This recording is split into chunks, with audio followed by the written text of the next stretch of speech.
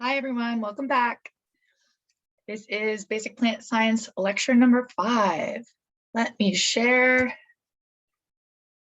the PowerPoint slides. Okay, good. And make it big.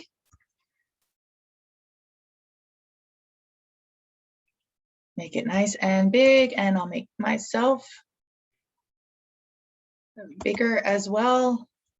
That's good. Cool. All right. Yep.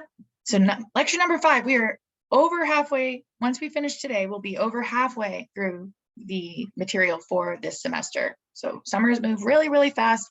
Hope you guys are staying up with it. I hope you're doing the homework assignment quizzes, right? And turning those in on time.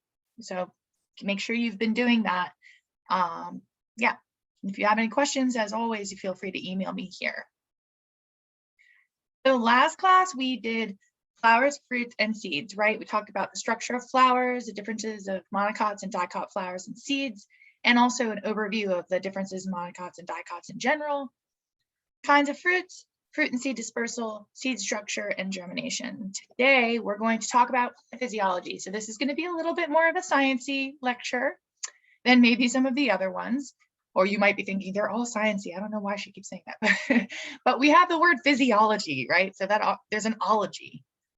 So that automatically has a more science vibe to it. We're going to talk about water movement and transpiration, photosynthesis and respiration, plant hormones and their interactions, and then lastly, plant movement. And the good news, so it is a little bit more sciencey, but the good news is that some of this stuff we've already covered briefly. In particular, water movement and transpiration, we've covered a decent amount. And we've also talked a little bit about photosynthesis. So not all of this will be brand new today. All right, so what is plant physiology? And as always, if my head is blocking any part of the slide, you could always feel free to pull. The slides are available on their own on Canvas.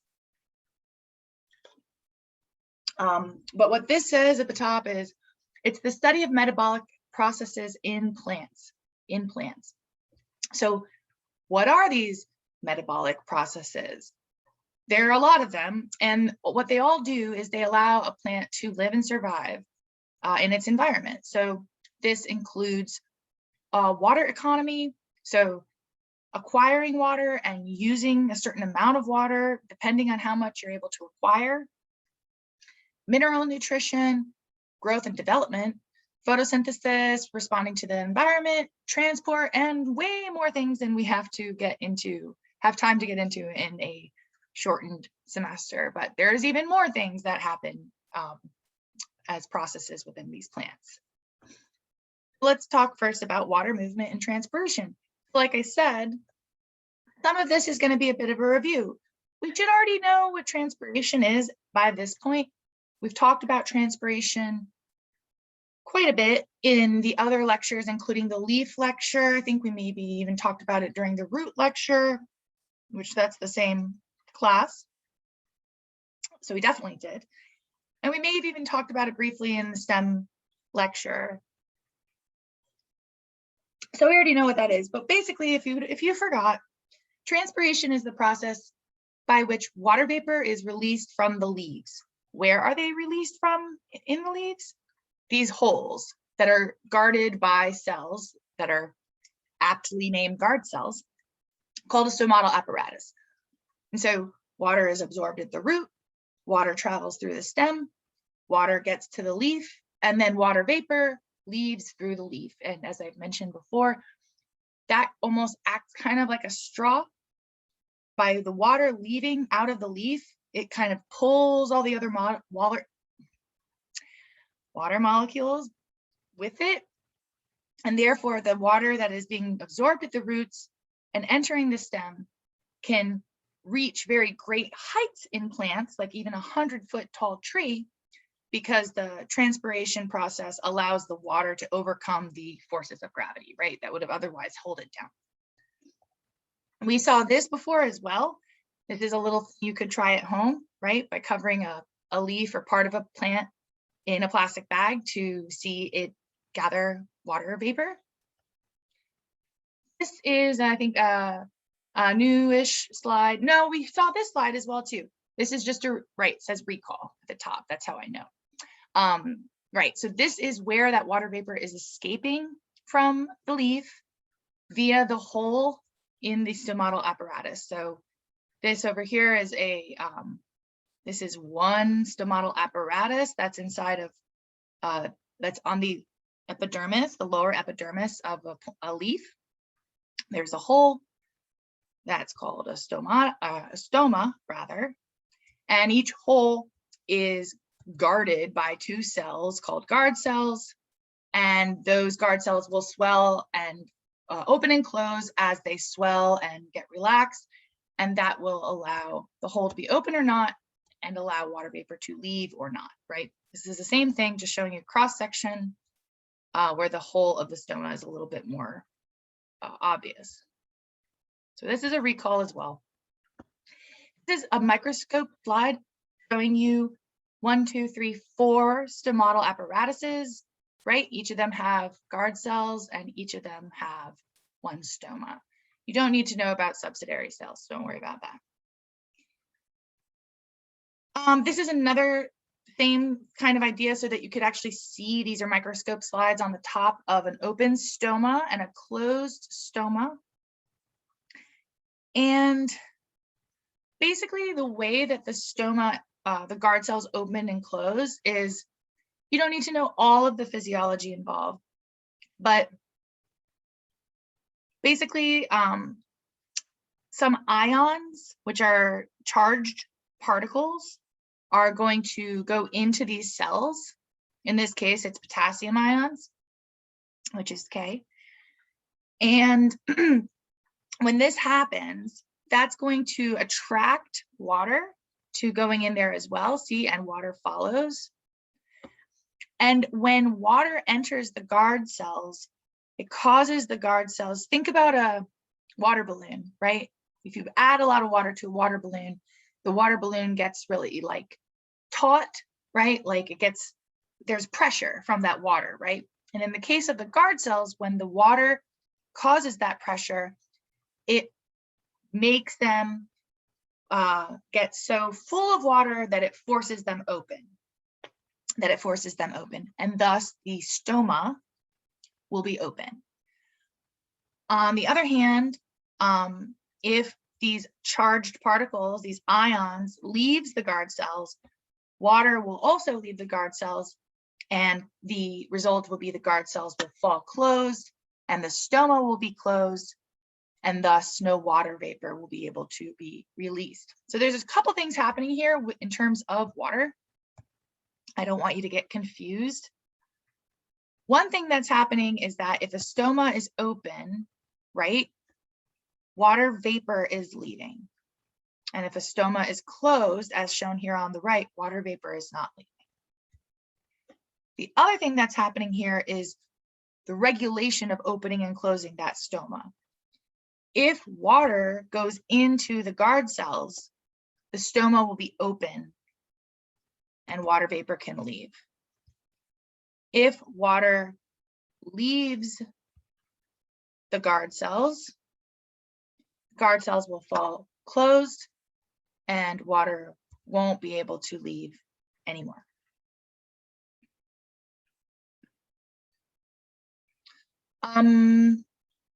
We're all talking about water movement and transpiration, right? So water movement and transpiration. This is also a recall slide talking about root hairs. At the top, it says root hairs expand the surface area of the root, assessing more soil. And so we already talked about that in the root lecture. Root hairs are part of the epidermis. Root hairs are going to be what actually absorbs water from the soil. So on the left here, we saw this slide before as well. You see the primary root, what was the radical, now the primary root emerging from the seed. And it's covered in all these little fuzzies, right? All these fuzzies, which are root hairs. If we were to look closer at that and look at the epidermis of that root, here's an epidermal cell. And this is also an epidermal cell next to it that happens to be growing a root hair. And as I talked about in the root lab, this bottom one, right, this one here, it can have a lot more surface area than this one here, meaning it can be exposed to more soil than the one on top, and thus exposed to more water than the one on top, and thus the root hair is where the water will be absorbed. This is also a recall slide. Yep, and so this is putting it all together again, water entering at those root hairs, water moving up through what tissue system? Through the vascular tissue system, and specifically through the xylem tissue, which is what conducts water in the plant. So water absorbed at the root hair, right? Here we go. Water being absorbed at the root hair, water traveling up the stem through the xylem, water entering the leaf, in this case through the midrib or the central vein of that leaf, and then going through the other littler veins out to the other parts of the leaf, where some of that water will be used to do photosynthesis, which we'll talk about in a second, but some of that water won't be used for photosynthesis and be released through those stomatal apparatuses as water vapor, right? Thus pulling all the water through the whole plant.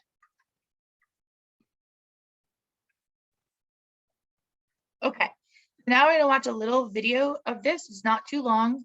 Oh, I should though. I gotta stop sharing because I need to share with sound, which is something I learned.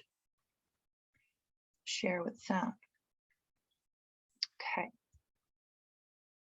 I don't think it'll be too loud, but just to be on the safe side, let's see what my volume's at right now.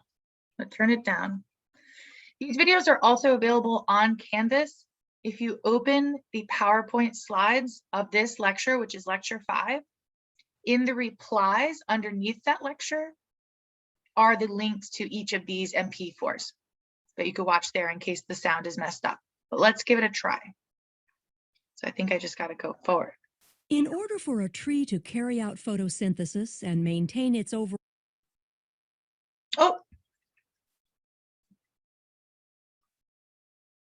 health, water and hold on. Let's go. Let's try that again. Sorry about that. In order for a tree to carry out photosynthesis and maintain its overall... Oh, that's very annoying. All right, well, I guess I have to keep my video open. That's fine. I was trying to close the video so I wouldn't be so distracting. We'll go that one more time again. Overall health. Sorry. In order for a tree to carry out photosynthesis and maintain its overall health, water and nutrients need to move throughout the entire tree, even against gravity. How does a plant manage this without an organ like a heart that pumps fluids? As we will see, water is pulled from the roots to the leaves through a process called transpiration. In addition, water potential drives the movement of water from one area of the plant to another using osmosis, gravity, and the surface tension of water. Transpiration begins in the leaves. Okay. We already, actually the other way around, we already have learned about transpiration. So maybe I should have put that video earlier. This is that thing I was talking to you before about water economy. What do I want you guys to pull? So yeah, some of this gets a little bit more complicated than you guys need to know for this class. I guess the main thing that I want you to pull from this is you should know what the process of transpiration is. You should know what the players are, right? For example, the stomatal apparatus, you should know what that is. But then you should also know that there's these other parts involved, right? Which I've already gone through many times, but just so we're all on the same page, right? You need to know that water is brought in by the root and absorbed by the root hair.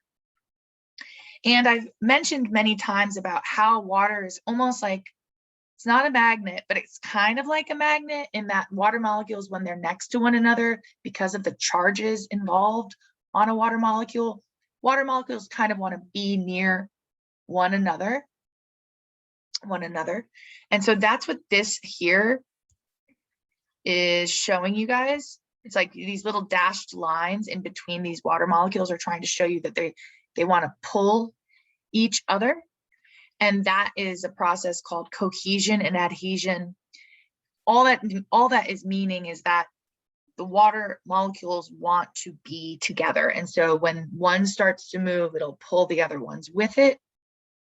Showing that here in this string of water molecules.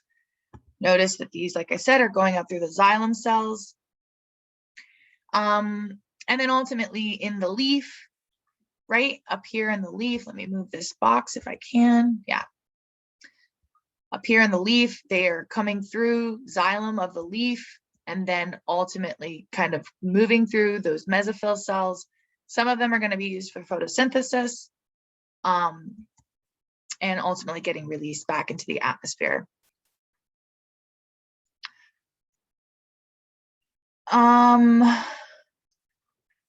Yeah, you do not need to know the water potential gradient thing that's on the left side of this slide.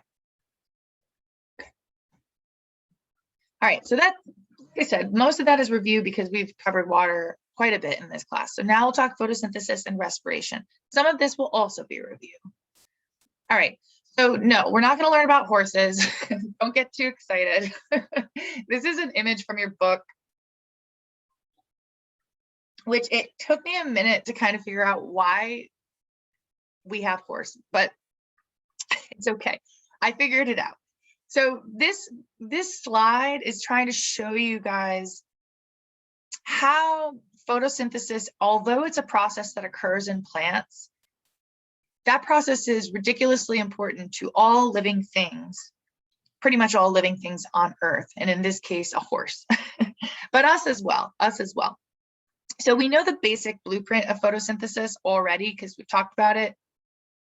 But just to remind you, right, you have a sun, we have the sun. The sun shines on the earth. The rays of light from the sun have energy in them. And plants are able to absorb carbon dioxide and water from the environment and use the power of the sun to do a process called photosynthesis. When photosynthesis is done, the plants will have made sugars, mostly glucose, for example, other things like starch and other carbohydrates, and as a waste product is oxygen. And how that benefits the horse, right, or us as well, is that the horse is going to breathe in the oxygen, right? We breathe oxygen, so that part we need.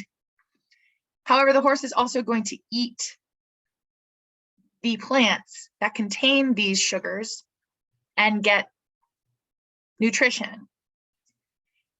And because the horse is breathing in oxygen and eating nutrition from the plants, the cells inside of the horse are going to be able to make energy to allow the horse to run, right? Or walk, or sleep, or have its heart beat, right?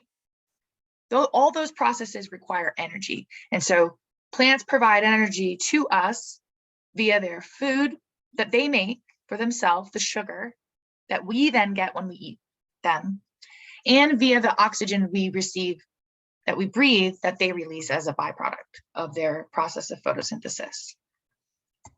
And so plants are doing photosynthesis. So when we talk about photosynthesis, we're talking about a process occurring in plants. But respiration happens in almost all living organisms that breathe. So if an organism, yeah, for the purposes of this class, for all organisms, respiration occurs in all organisms because all organisms need energy to have things occur, right? Energy to grow, energy to move, energy to digest food, etc. And so that's happening inside of this horse, for example, but it's also happening inside of plants. Plants also do respiration. So now we'll watch this little video. In order for plants to grow, they need inputs of carbon dioxide, water, and energy. The chemical process by which plants use these resources to manufacture glucose, the building blocks of plants, is called photosynthesis. In the process, oxygen gas is produced as a byproduct. The energy for photosynthesis originates in the sun and arrives at the earth as sunlight. This light has both a wave and a particle nature. The particles, or photons, are the smallest units of light. Photons oscillate along a path, which is measured as wavelengths. The light emitted from the sun contains photons in a wide spectrum of wavelengths, called the electromagnetic spectrum. Photosynthetic organisms use only a small portion of the electromagnetic spectrum, called visible light. Photosynthetic organisms contain pigments that facilitate the capture of wavelengths of light in the visible light range. The color of the pigment comes from the wavelengths of light reflected. Plants appear green because they reflect yellow and green wavelengths of light. Red and blue wavelengths of light are absorbed by these pigments and provide the energy that is used for photosynthesis. Okay. Yeah, so maybe you didn't know that. Maybe this may be a new thing for you to know. Yeah, so when we see something as a certain color, it's actually because that's the color of, so as they said, there's all these different colors in the sunlight, right? Sunlight's made of many different colors, some of which we can see with our eyes, some of which we can't. For example, like ultraviolet light. Like we can't see ultraviolet light. It is there, but we can't see it.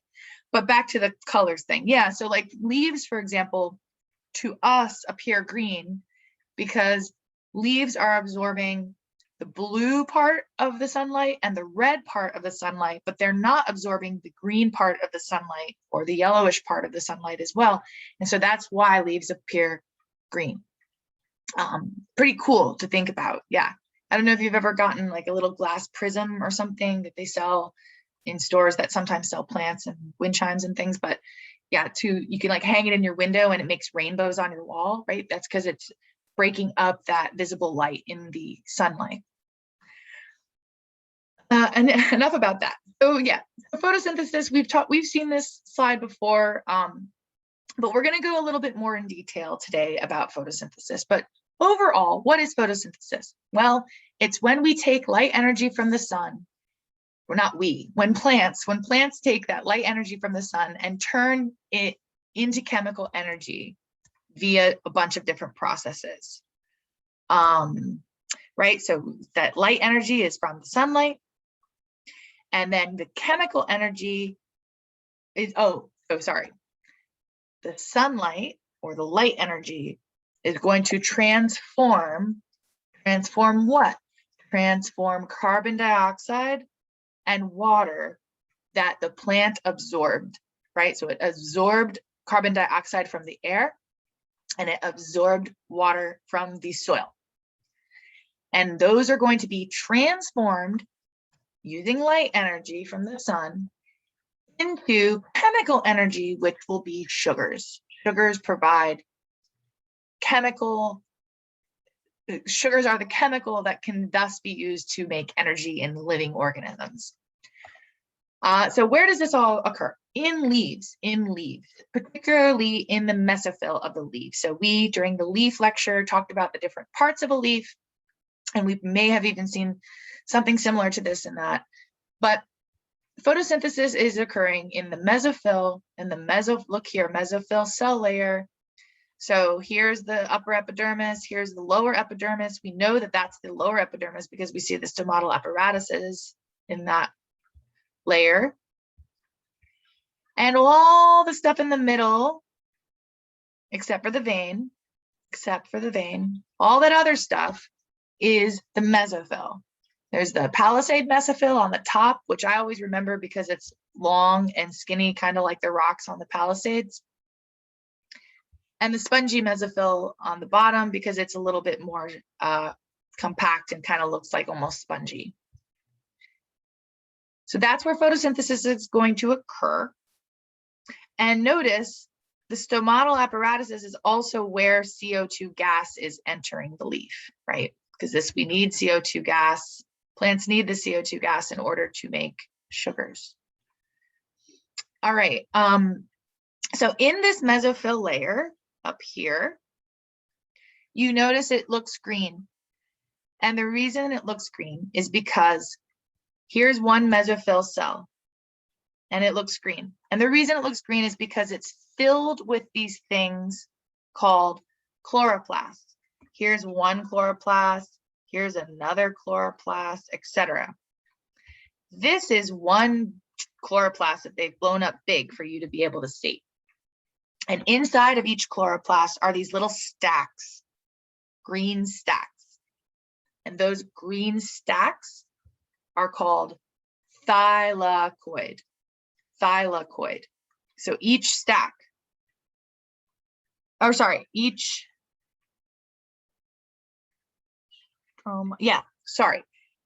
each stack is made up of thylakoids. Sorry, let's back up. I messed that up. Thylakoid is one green thing. One green thing. And you know that because look, thylakoid space, there's each green thing, it almost looks like an empty cookie or something, right? So each disc, each green disc that you see in the stack is a thylakoid. One stack is called granum. And all of the grana, that's how you say it plural, but don't worry about that. All of these things are surrounded by a fluid that stays inside of the chloroplast, and that fluid is called stroma. The reason I'm pointing all this out to you is because part of photosynthesis is going to occur on the thylakoids, and part of photosynthesis is going to occur in the stroma. That's why I'm showing you where these things are. Okay. So this is that chloroplast again. And chloroplasts are special cells that are called plastids. You don't need to know that for this course. It's okay. And inside of each chloroplast, so inside of the, well, I should go back. Inside of these, right, inside of the thylakoids look green, right? And that's because the thylakoids have a green pigment in them. And that green pigment is chlorophyll. Pigment like a dye, right? Like a dye, like a pigment. So this is what this is trying to show you. So here's a leaf, there's a compound leaf on the left. Inside of the mesophyll layer of that compound leaf will be mesophyll cells. Inside of those mesophyll cells will be chloroplasts. Inside of those chloroplasts will be stacks of things called thylakoids. And the thylakoids are going to be surrounded by a fluid called stroma. And the thylakoids inside of the chloroplast contain a pigment called chlorophyll. And if you need to, you should pause and rewind these last 30 seconds to just make sure you know where I am and what I've said so far, right? About the mesophyll cells, what's inside of mesophyll cell, etc. Because it's important to understand that before we're going forward. All right, so this is a bunch of chloroplasts, and inside of that we can see the tops of some of those thylakoids, and the thylakoids are green because they have inside of them a pigment called chlorophyll.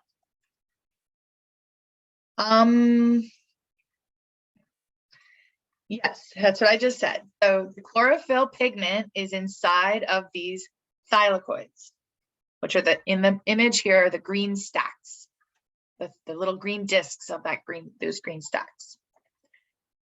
And the thylakoids are surrounded by a liquid called a stroma, right? I already said all that. Okay, so back to photosynthesis. So we already know carbon dioxide and water are going to be absorbed by the plant. And then the plant's going to use sunlight to do process. And the result of that process will be oxygen as a waste product and sugars.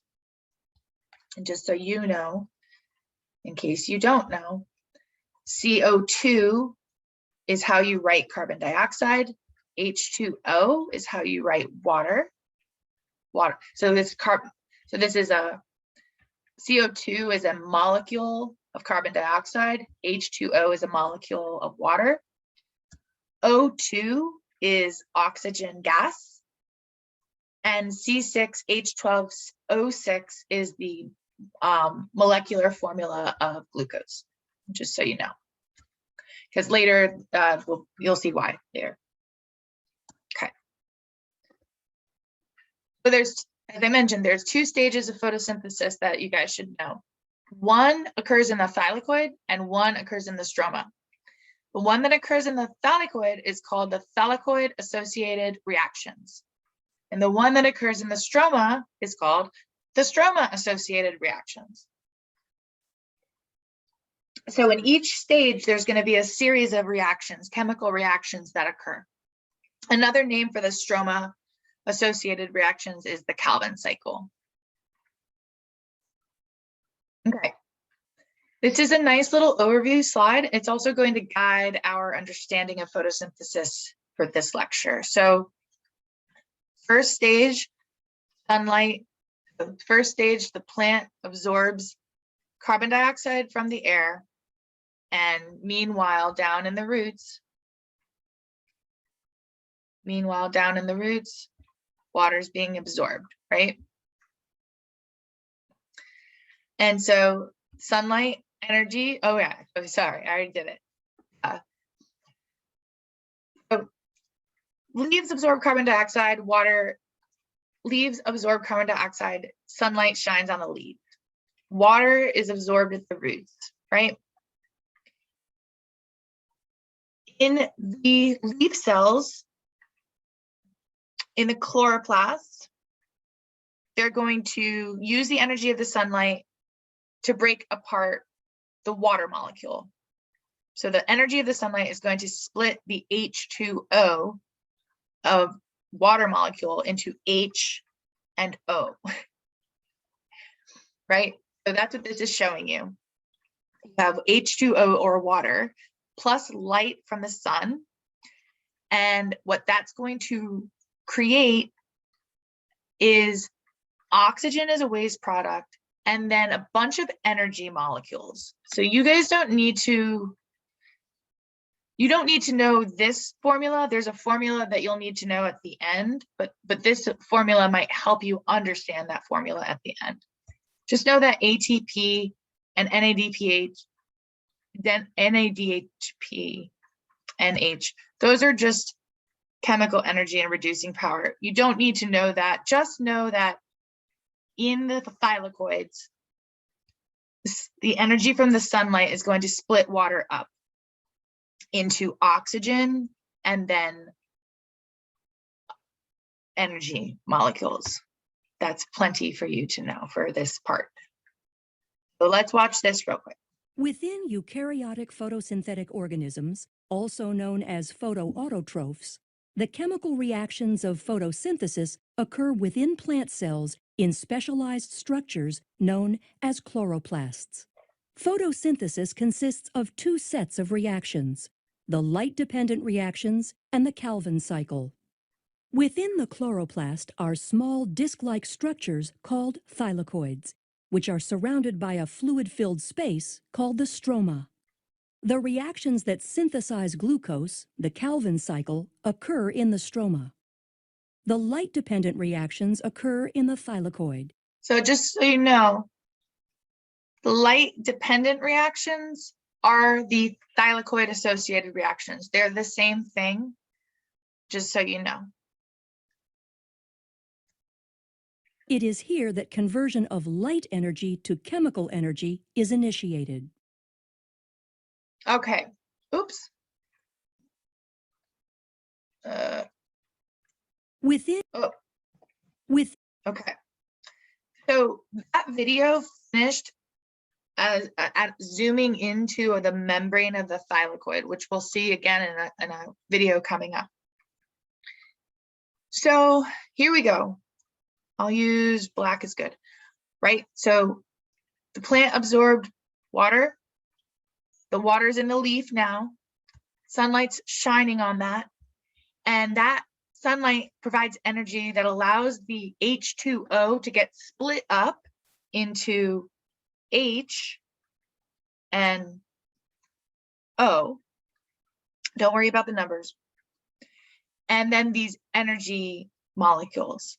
So that's what this is showing you here, right? This is a zoomed in to a leaf into a chloroplast. And so, yeah, that's what this is showing you here. Look, water goes in, light provides the energy. This is happening where? In the thylakoid. And the result is oxygen gas released as a waste product, and then energy molecules that are going to go on to do other things that we'll learn about later. All right, so this is the next video. We are zoomed in this video. We're basically zoomed in. I'll show you here. We are zoomed. You see where this light and water arrows are pointing to this like membrane of the thylakoid, the darker part of the thylakoid, right? So the outer part of the thylakoid, right here. That's where we're going to begin in the next video, is zoomed into right there. And there will be some things in that membrane that are allowing these processes to occur. We'll talk about it here. In most photosynthetic organisms, thylakoids contain pairs of photosystems called photosystem 1 and photosystem 2 that work in tandem to produce the energy that will later be used in the stroma to manufacture sugars. The photosystems of the thylakoid consist of a network of accessory pigment. So just to pause it real quick, those little things you see flying down, those are sunlight particles. Those are photons. And so those little things you see falling are going to hit these structures in the membrane of the thylakoid and allow water to be split. So I'll see if I could reverse a little bit here. In the stroma to manufacture sugars.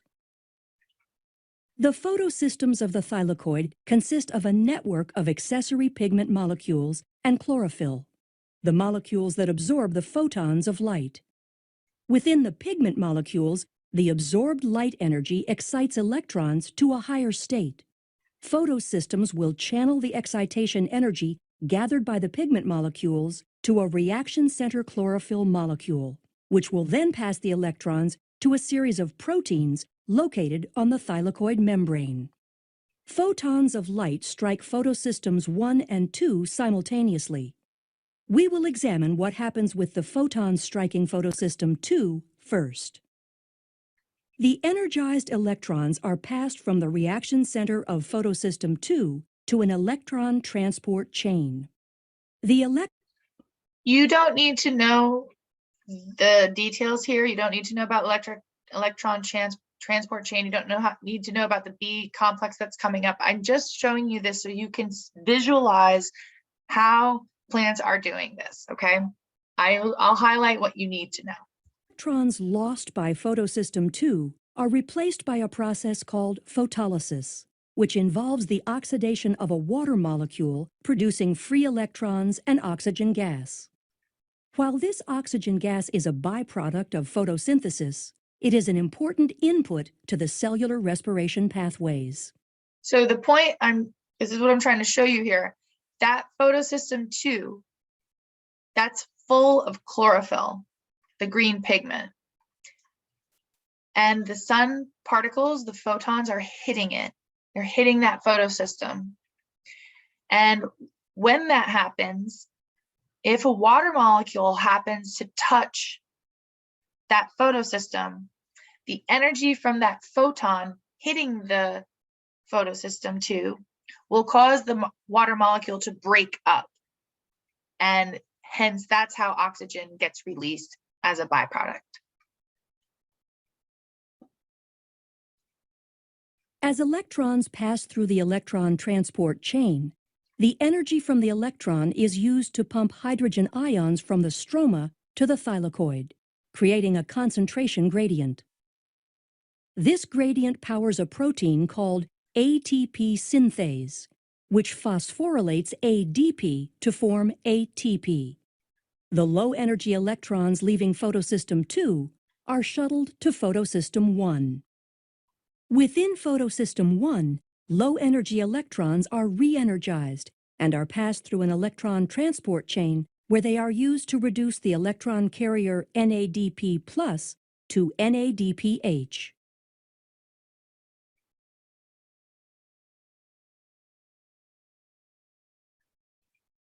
So do you see how that little motor thing is spinning and those little sparkly ATPs are flying away? So those ATPs are going to be used, those are energy molecules, and those are going to be used to do things that require energy. For example, growing, things like that. And that NADPH is going to be doing that same thing. So those are energy molecules. So just so you can see how this is all connected.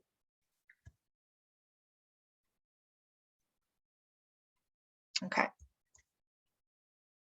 So that's how oxygen gets released from the water.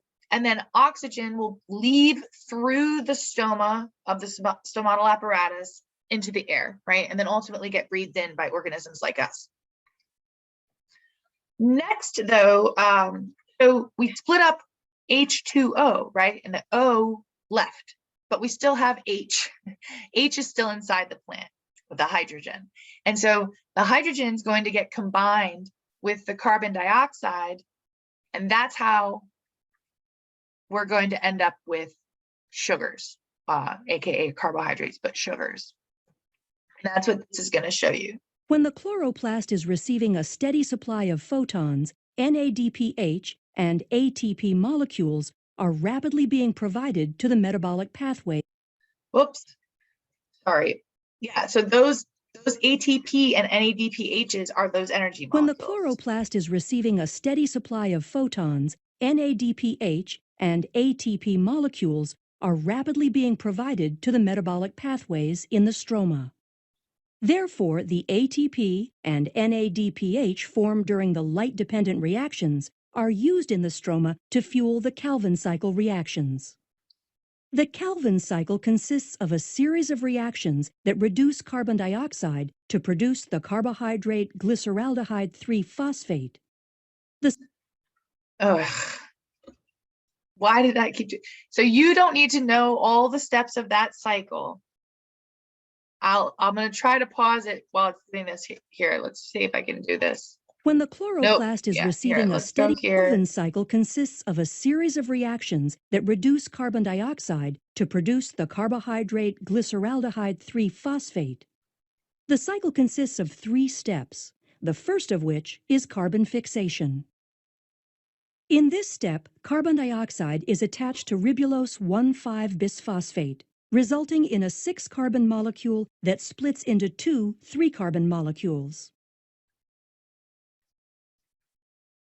The second step is a sequence of reactions using electrons from NADPH and some of the ATP to reduce carbon dioxide.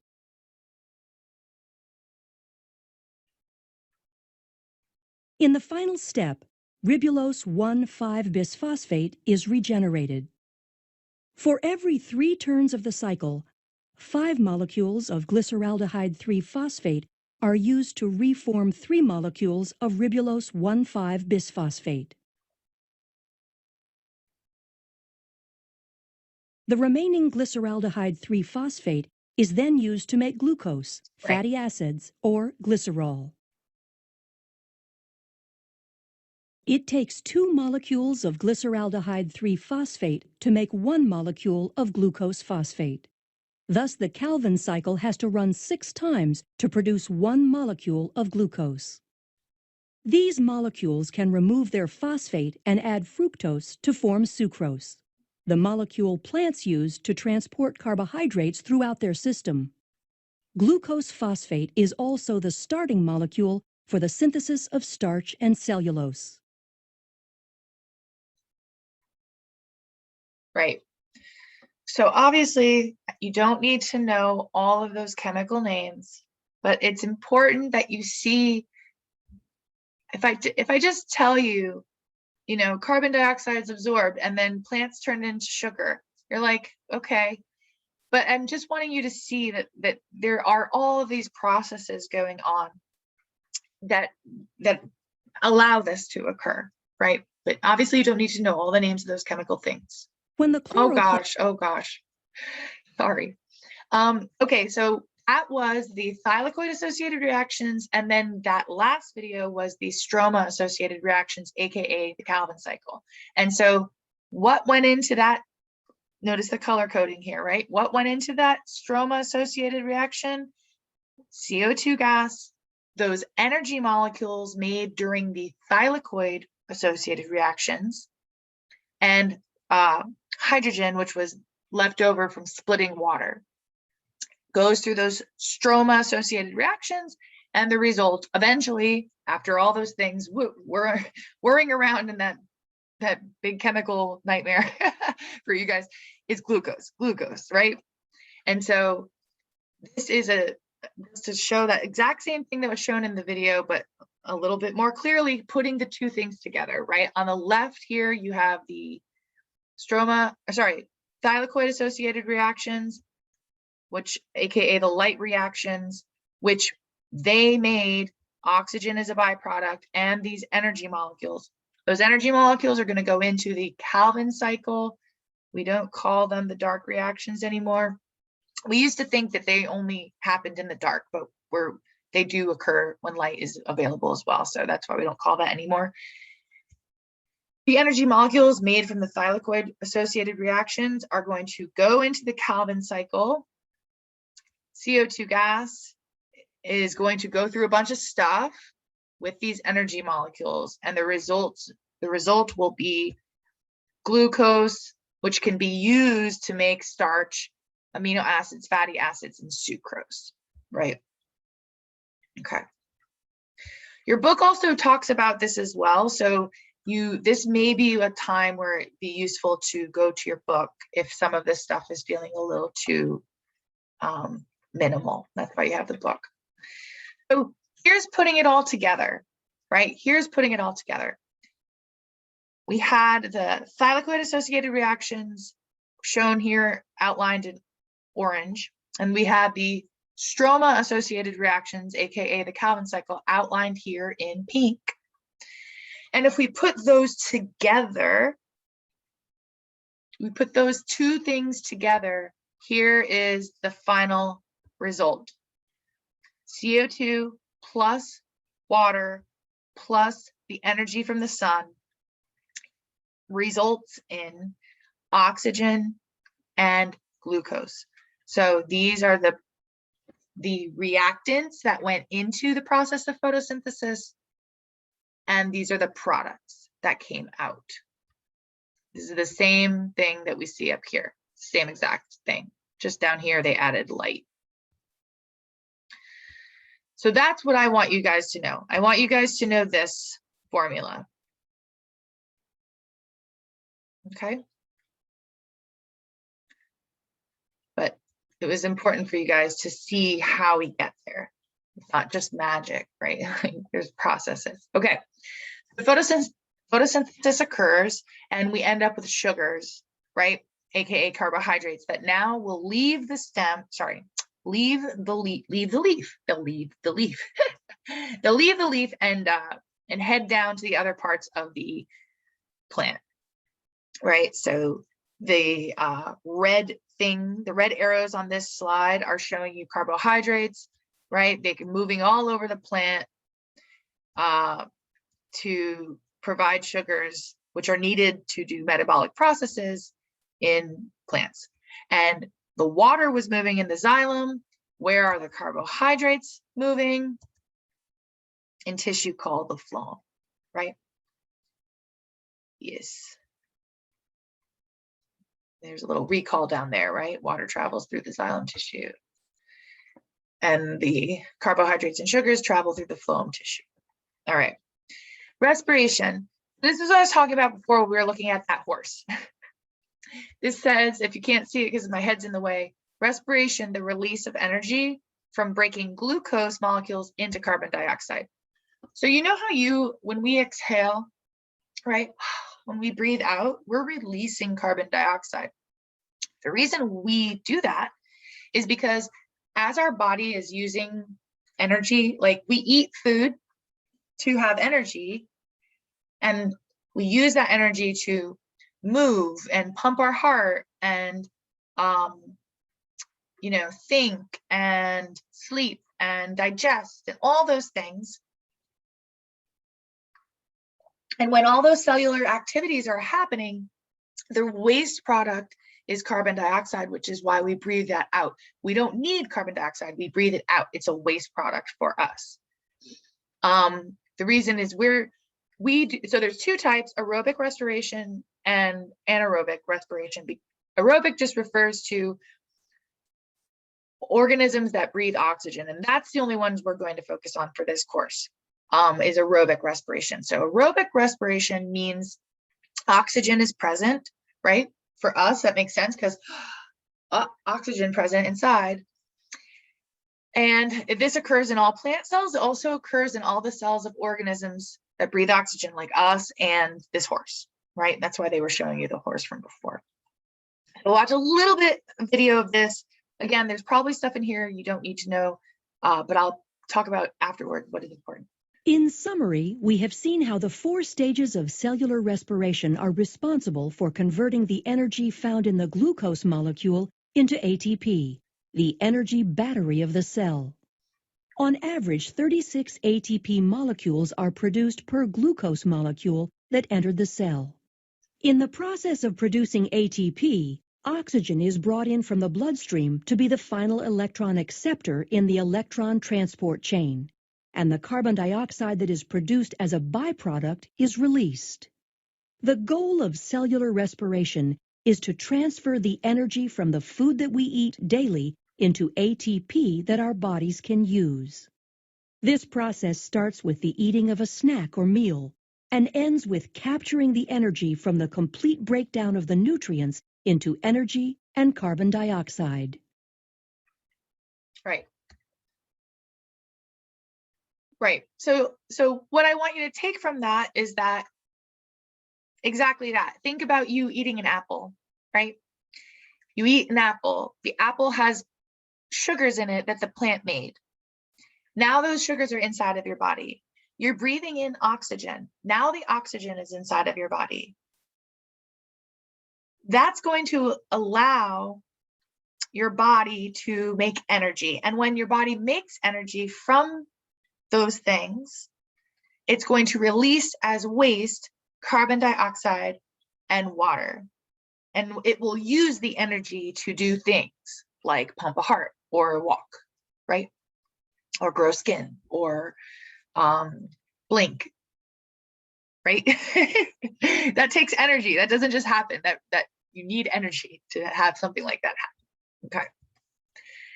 So this is kind of cool. So these are the 2 formulas that I want you guys to know. This formula and this formula. These are the 2 formulas I want you to know. Cellular respiration net formula and the net photosynthesis formula. You might be thinking, wow, that's too much. Two whole formulas, that's too much for me to wrap my head around. Well, one thing that's kind of nice is check out, look at what happens when photosynthesis is done. What do you end up with? You end up with oxygen and you end up with glucose. What goes into cellular respiration, oxygen and glucose. So it's the same. What is made by photosynthesis is then the thing that goes into cellular respiration. And likewise, look at what comes out of cellular respiration, shown in this gray box: carbon dioxide, water, and energy. And what goes into photosynthesis? Carbon dioxide and water, and a different type of energy, energy from the sun, but still energy. So that could help you remember this. All right, hormones and their interactions. I'm going to pause briefly here to refresh my key. So I have to stop sharing, and then I'll pause and I'll be right back. Okay, tea refreshed, ready to go. So we're getting toward the end of this lecture. Yeah, so that's nice. Just a few more things to talk about. And they're kind of cool. So let me pull this big. Okay, great. So plant hormones and their interaction. So what is a hormone? We have hormones too inside of our bodies. Hormones are a substance that's produced in one part of an organism and then transported to another part of the organism where it controls or affects growth and development. I believe this is the definition from your textbook. And so in terms of plant hormones, there's what's known as the big five of the main plant hormones. There's auxins, gibberellins, that's how you say that, gibberellins, cytokinins, abscisic acid, which I'm sure to mess up some point today. It's hard for me to say that. Whoops, and that's a typo. That should say ethylene, not ethylene. So it should say, actually, I can just fix it right here. Ethylene. That's what that should say. Ethylene. And we're going to talk briefly about most of these today. So here's what those formulas look like. If you have ever had to take organic chemistry, these diagrams will look very familiar to you. I'm guessing you haven't had to take that, so you're lucky. But yeah, so these are how we can represent these different hormones. We're only going to talk in detail about 3 of them, though, of these 5. So first we'll talk about auxin. Auxin was the first plant hormone to ever be discovered, and it was discovered in 1926. And it's produced in a lot of different parts of the plant, including those apical meristems, which you guys are super familiar with at this point, in buds, and then in the young parts of plants. So for example, at young roots and like new leaves and things like that.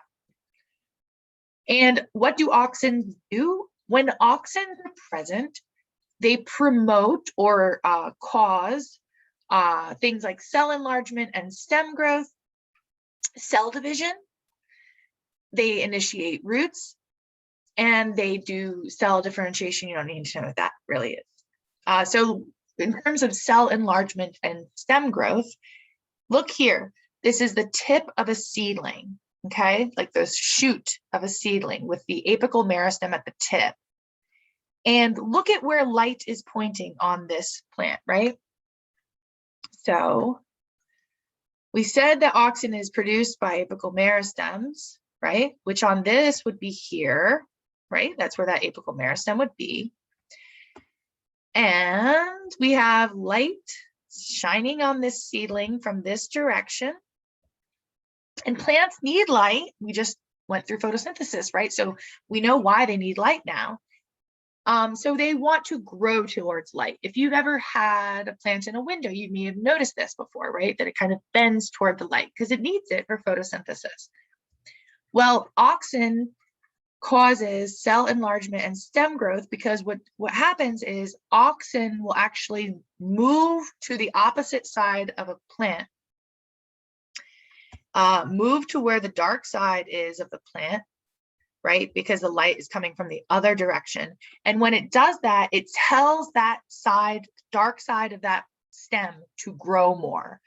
And over time, that results in the stem bending because it's growing more on this side than it is on the side exposed to the light.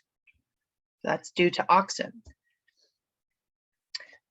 Another thing that auxin does is it promotes root initiation. So here are two cuttings of a, so like this would have been a bush that somebody would have cut off some parts of that bush. And if you expose the tips of those cuttings to auxin, the plant hormone auxin, look here. This one on the left has been given auxin or exposed to auxin hormone, whereas this one on the right has not been. And so you could see here, auxin promotes root initiation, and the one on the left has a lot more roots. So this is useful in agriculture. You can like make many plants out of a single plant by just taking cuttings of the plant. Okay, right. Oh, and then so we just talked about things that auxin promotes, but auxin also causes certain things to be delayed or inhibited, which means kind of like stopped or paused.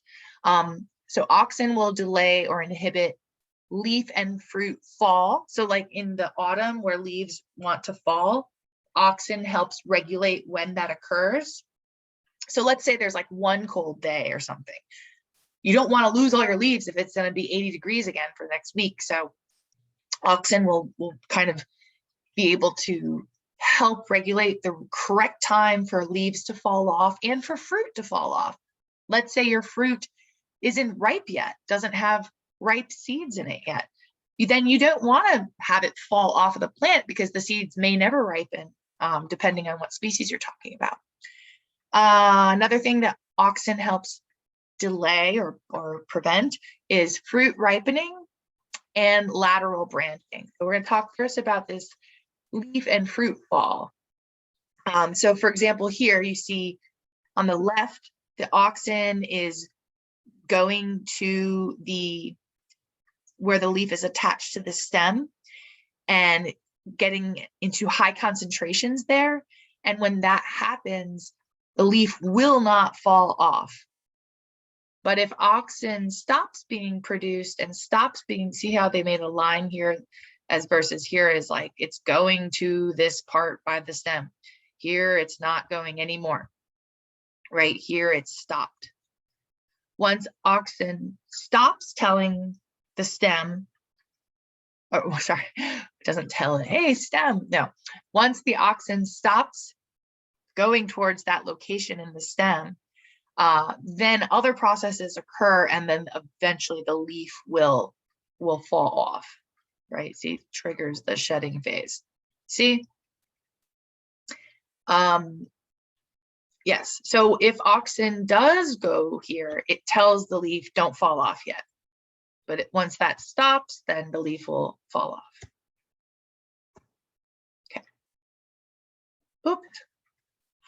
Another thing auxin delays or inhibits is something called lateral branching. So we already learned about the apical meristem.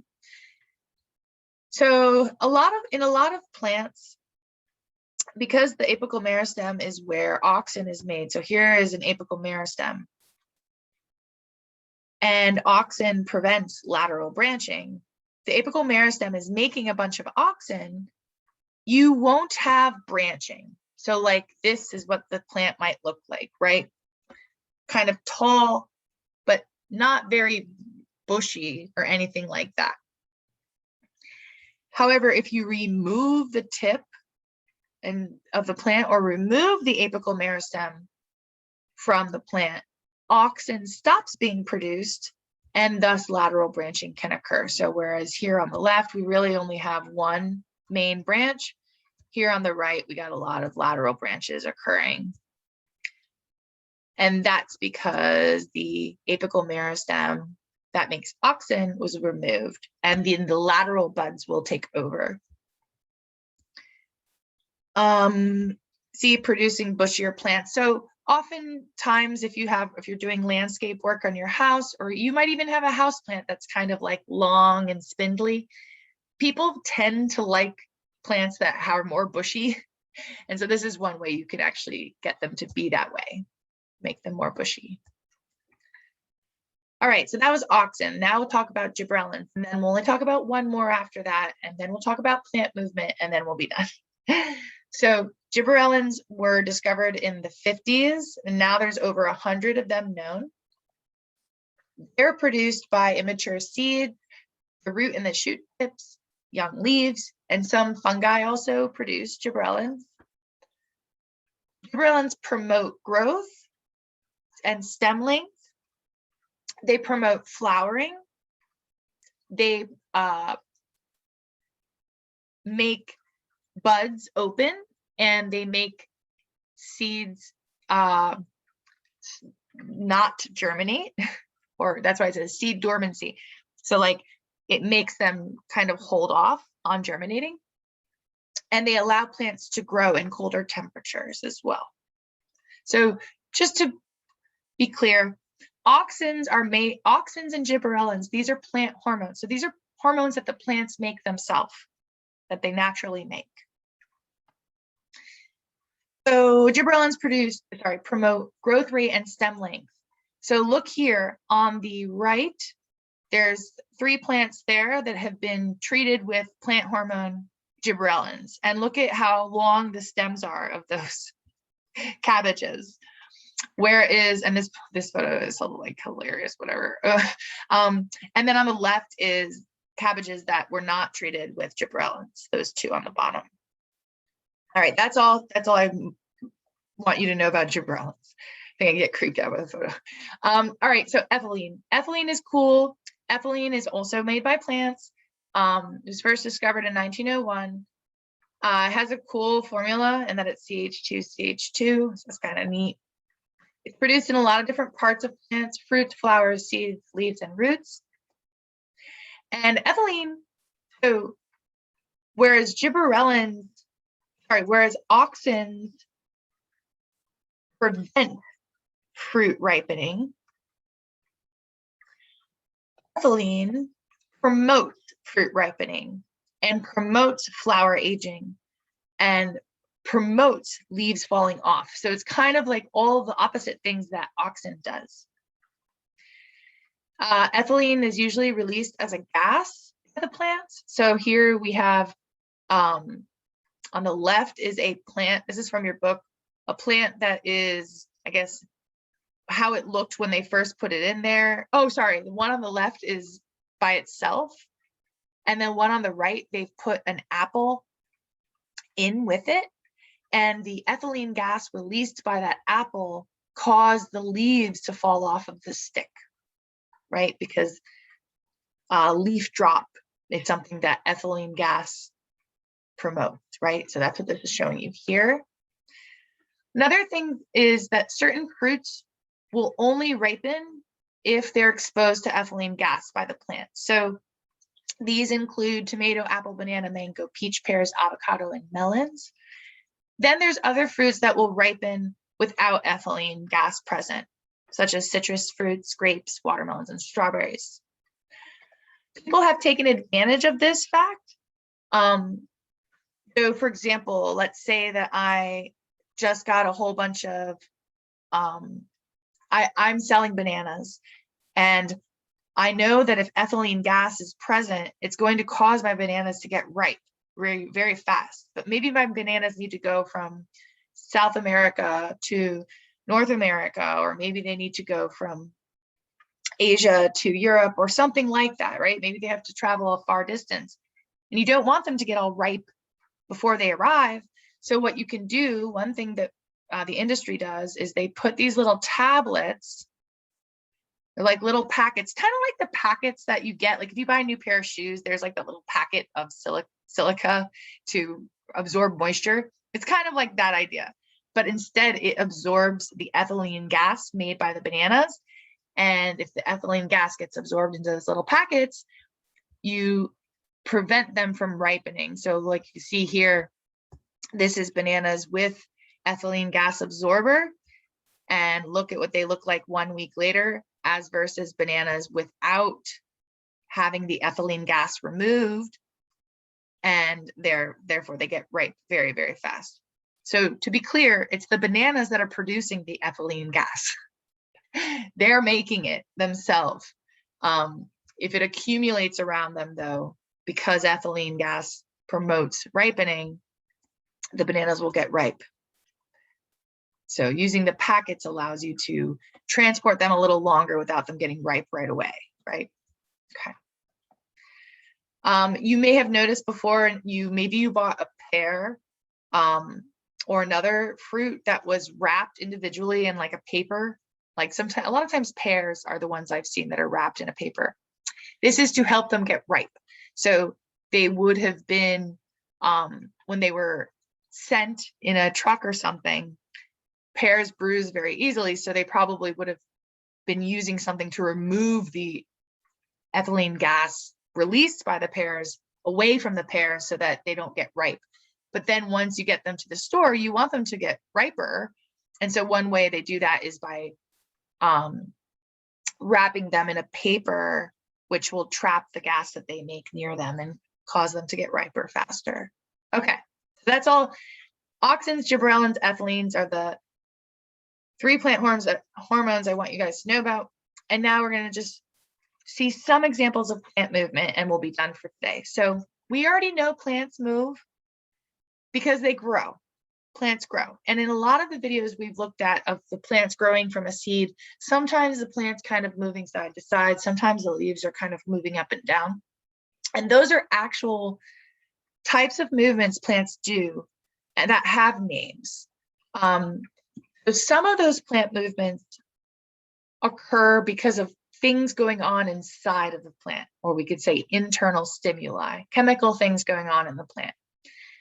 So one type of movement that's the result of chemical things going on inside of the plant is what's called nutations or spiraling movements. And so I'm going to stop sharing this. And let me pull this up here. And let me go back here and share this. And we don't need sound for these. So this is an example of that movement called nutations, which is a spiraling. And so what it really is the plant is growing. And in this case, this is a type of vine. And so it will need to latch on to something to grow taller. And so it does this kind of spiraling movement as it's growing to reach out to find something to grip onto. I'm making myself dizzy that I'm doing that. And that movement is called nutations. You see, and then they finally found what they're looking for, and now they can grow up it, because that's what vines need to do. All right, that's that one. I'm going to stop sharing here. The next one we're going to look at is something called nodding movement. This is another one that is the result of internal stimuli.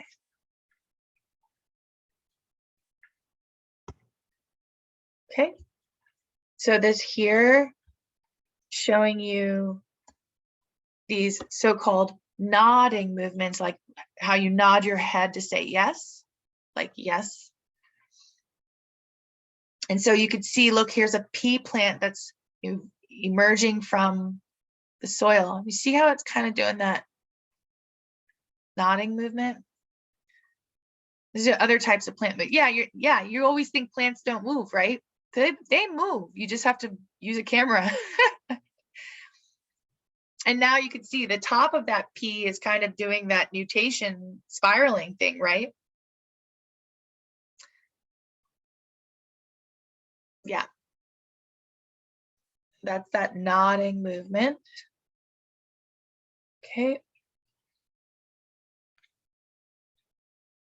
The next type of movement we're going to look at is what's called twining movements. Twining movements. I'll show you the word in a second. Let me share this with you guys first. Here we go. Okay. So this is twining movements are what plants do that make a thing called a tendril. You'll see what we're talking about in a second.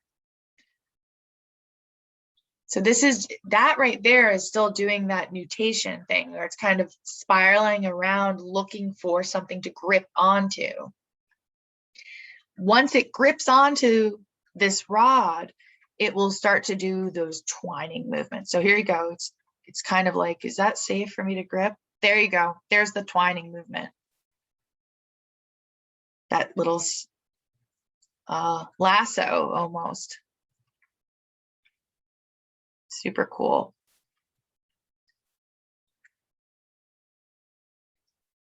See that? That's twining. When it makes that little coil.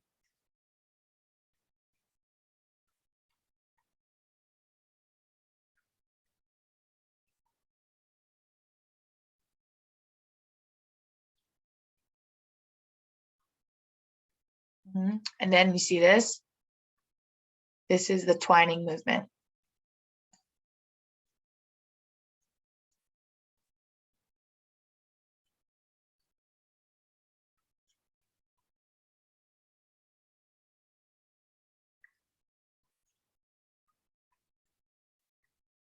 Pretty crazy, right?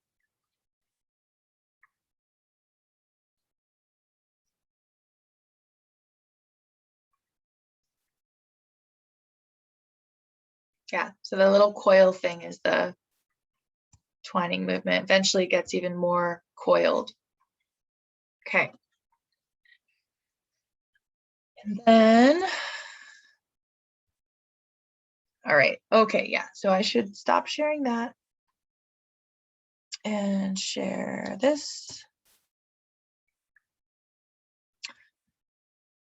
Yeah, so the nutations were those kind of spiraling movements where the plant's looking for something to grab onto. Nodding movements are more like how the plant moves as it's getting taller. Twining movements were those little kind of curlicue things that it uses to kind of grip onto something. And those are all examples of internal movements brought about by internal stimuli. So there's stuff happening inside the plant that's causing those types of movements. Then there are types of plant movements that are a result of external stimuli. So something is affecting the plant from the outside and causing the plant to move in a certain way. And we're going to talk about two different types of this movement, phototropism and gravitropism. Phototropism is movement toward light. Gravitropism is movement towards in response to gravity. So I'll pull these up. And gotta go back here. And let me share this. So first we'll see phototropism. And so all plants pretty much want to move towards light, right? Or be exposed to light. And so what this video is going to show you is they're going to grow these little plants. And during the course of the plants growing, they're going to move the light. There's a lamp that they're using, and they're going to move it to show you how the plants switch directions to go towards the light. So here the plants are starting to grow. The light is originally coming from the left, and you can see how the plants are stretching to go toward, and then they move the lamp. And you can see how many hours is passing as they do this. Look, hour 50, and then they move the lamp. So it only takes a few hours for them to reorient themselves. I have plants here in my apartment that I have to move quite a bit because otherwise they'll be all one-sided. So that was phototropism, or movement toward light. And now we're going to look at gravitropism. Don't worry about negative and positive. just know that, oh, I guess the reason, okay. So the reason why that video said positive phototropism is because the plants want to move towards light, so toward the light. However, plants don't want to, the shoots of plants don't want to grow toward gravity. They want to grow away from gravity, hence negative gravitropism. All I care about is that phototropism is when plants are trying to grow toward the light, and gravitropism is when plants are trying to grow away from gravity, right? So look at this. So these are plants, bean plants that are just being grown normally. And then they take one of the pots and they put it on its side. And you can see how the shoots of those plants wants to be growing away from the earth, and thus they will respond accordingly by growing against gravity. And all of this growth is all dictated by auxin. So in the case of phototropism and gravitropism, in both cases, it's because of auxin. I should mention roots, on the other hand, don't want to grow toward the light. And roots, on the other hand, want to grow toward the earth. So roots will grow away from light and roots will grow towards gravity. But the shoots grow toward light and the shoots grow away from gravity. Okay, I think that's it. Let me pull this up. I think it is. I think it is. Yes, so that is it for lecture 5. There's a quiz available now on Canvas that's due on Friday by midnight. And next class is lecture exam 1, which covers material from lectures 1 through 5. There is a study guide available on Canvas for you. I mentioned last time, please look it over, use it to guide you. If you have any questions about anything, feel free to email me. Hopefully you guys have been writing in the threads beneath the lecture slides for participation.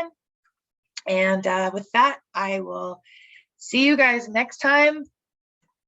So for the exam, we won't meet face-to-face on the exam day. You will just take the exam on Canvas, and the exam will be available starting at 6 p.m. that evening. Yeah. If you have any questions about it, feel free to email me. All right, take care. Have a good week.